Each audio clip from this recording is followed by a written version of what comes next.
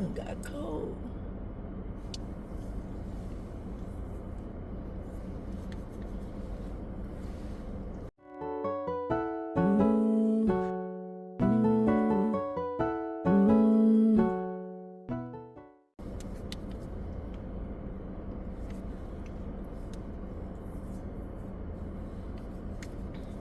Happy Monday! Happy Monday, everybody.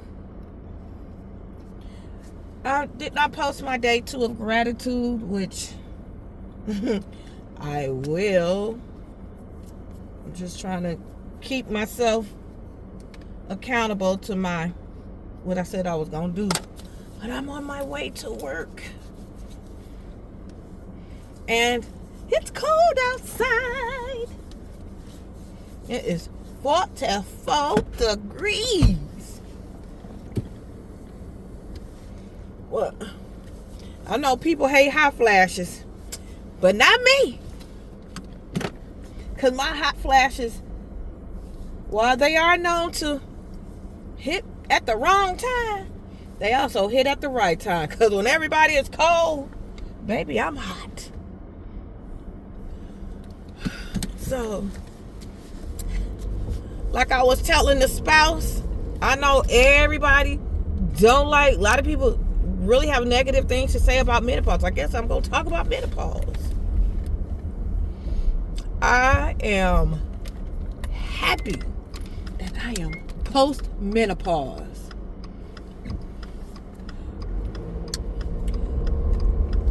Menstruation had depressed me since I was about 14. I started when I was 12. And it was just like a huge deal. You know, you want to be the first ones out of your friends to have their period. I wasn't the first, but I was like top 5.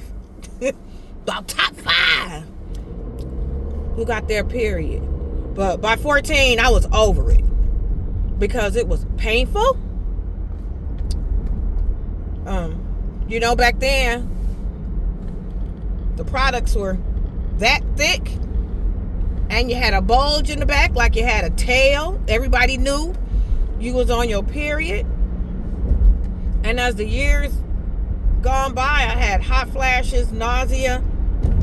So having a period was never an ideal event in my life. Even when after I had my second child, I had got a tubal ligation. I told the doctor he can go on and take everything out because I don't need a period. Of course, he balked. He balked at that suggestion, and I was 23 then. Yep, I had a tubal ligation at the age of 23. Like menstruation, pregnancy was not good to me. I did not gain weight. I was at the doctor literally every week. But I digress. So I looked forward to menopause. The thing is, though, oh, that's pretty. She had a beautiful black and white raincoat. The thing is, the women before me, they had hysterectomies. So I had no idea when I could expect to start menopause. You know, I had no idea. So my doctor told me, apparently I'm the baseline. So at 54, menopause became my buddy, my friend. Now I've heard horror stories about people sweating. My wife sweats ridiculous. It's just the amount of sweat for doing the least, just trying to do her hair is scary. Her arms are wet. She has fans. So she has I can't even share the bathroom with her because she keeps it too damn cold. Menopause, she has the opposite perspective. She doesn't like it. So there's a fan in her bathroom. We have a ceiling fan. And we have a tower fan. And we have an oscillating fan. All of that is on her side of the room. I sleep buried under cover, and we have central air. I sleep buried under covers every night. She has that much air on her every day. I am layered when I walk through the house. If I'm watching TV with her, I am under the cover.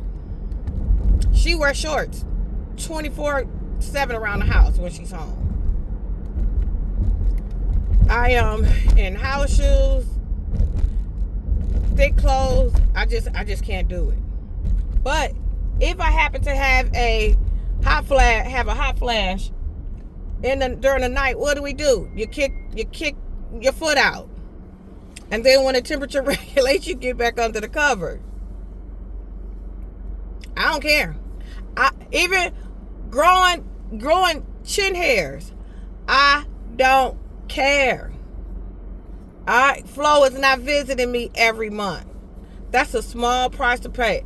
As long as there's wax, as long as I got noxema, as long as I have razors, as long as there is a way to remove this hair off my chin, I don't care.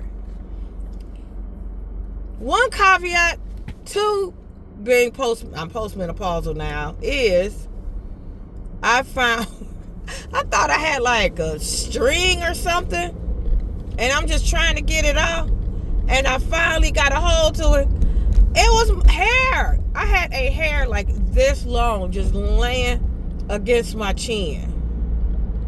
Against my jawline. So now I have to include my jawline when I shave. And how do you know when a woman is... And so I always look for women my age. I told my wife, there's a telltale sign when women are wondering, or if they haven't shaved, or if they're wondering if the hair is visible. And she said, what do women do? I said, they do this. They do this. They're always checking for hair. Even if it's tiny, even if you hope to, when you rub against your skin, you're hoping for a smooth transition. You are not one stubble. That's the word I couldn't think of. You are hoping to not feel any stubble. But some people look forward to shaving and removing their hair. So, because like anxiety, so sometimes shaving or tweezing is comforting. That's my wife. My wife, when she is feeling anxious, she goes into hair removal mode. So me, sometimes I forget. It's guaranteed. If for whatever reason, if I'm pressed for time and I forget to put noxema on my face, I'm done. Why? Because noxema is a trigger. It reminds me to shave my chin. If I am pressed for time and I'm jumping in the shower and I forget noxema, by the time I get to work and make sure my makeup is straight and everything, I am reminded, because I am greeted with gray stubble. Now, I don't mind the gray hair on the top of my head. I don't mind that at all. I do, however, have an issue with the gray hair, the gray stubble on my chin. I will never be okay with that. But it is what it is. So I am grateful. Gratitude. I am grateful for menopause. I don't have to worry about things. I don't have to worry about tampons, which I loved using tampons. Once I graduated to tampons, them wings and things was a wrap. I feel cleaner. I feel fresher. I don't have to worry about an app. I don't have to make any circles on a calendar.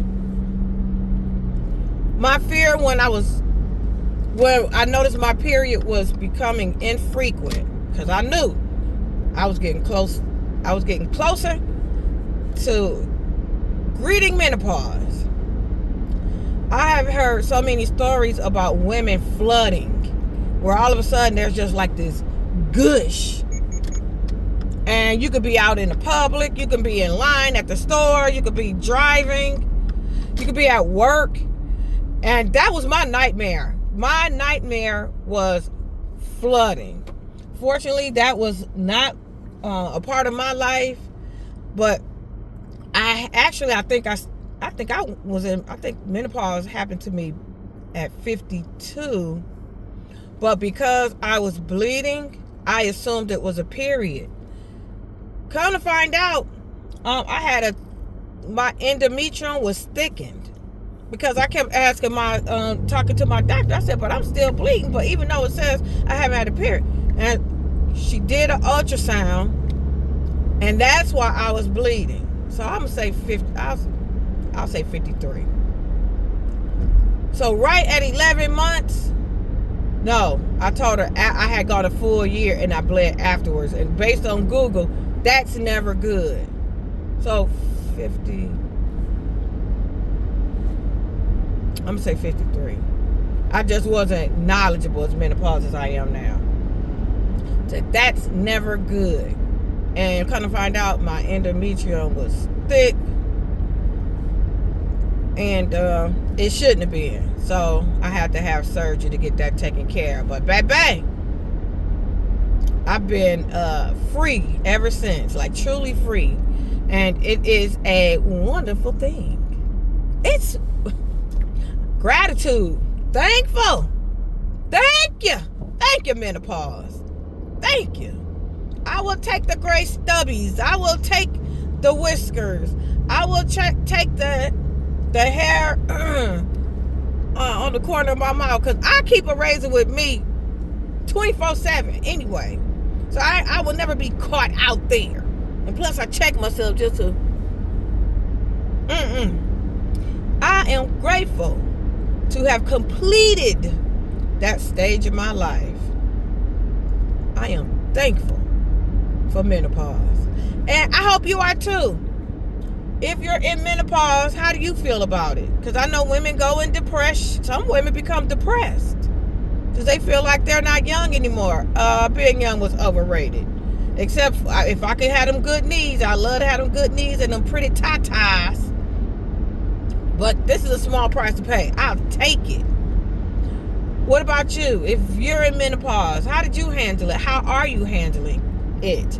And if your loved one is in menopause, how did it affected you? Let me know in the comments. Bye.